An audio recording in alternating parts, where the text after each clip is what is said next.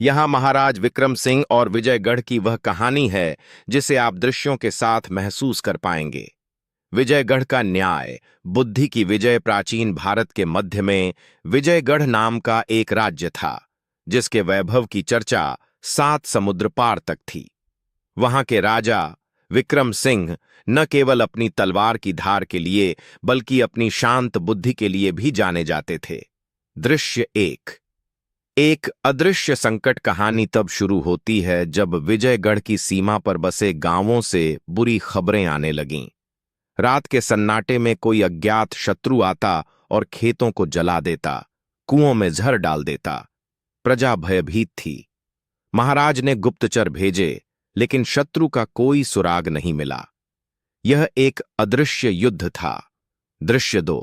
शत्रु का चेहरा जल्द ही पता चला कि यह पड़ोसी देश कालकूट के राजा धुमाधर की साजिश थी। धुमाधर एक क्रूर योद्धा था जो मानता था कि छल से जीता गया युद्ध भी महान होता है।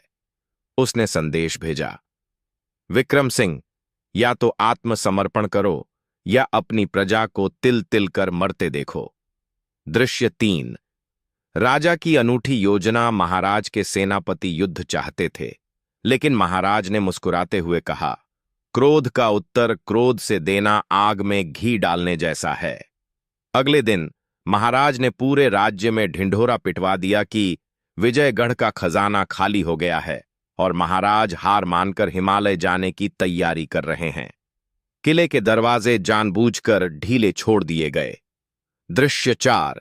किले का चक्रव्यूह। यह सुनकर धुमाधर ने सोचा कि विक्रम सिंह डर गए हैं। उसने अपनी पूरी सेना के साथ विजयगढ़ के मुख्य द्वार पर धावा बोल दिया। जैसे ही उसकी सेना किले के अंदर पहुंची, उन्होंने देखा कि चारों ओर सन्नाटा है। अचानक एक जोरदार शंखनाद हुआ। किले की दीवारों से भारी जंजीरें गिरीं और मुख्य द्वार बंद हो गए। धुआंधर की सेना एक भूल भुलैया में फंस चुकी थी, जहां हर मोड़ पर महाराज के प्रशिक्षित धनुर्धारी पहले से तैनात थे। बिना एक भी सैनिक खोए महाराज ने पूरी शत्रु सेना को चारों ओर से घेर लिया। दृश्य 5।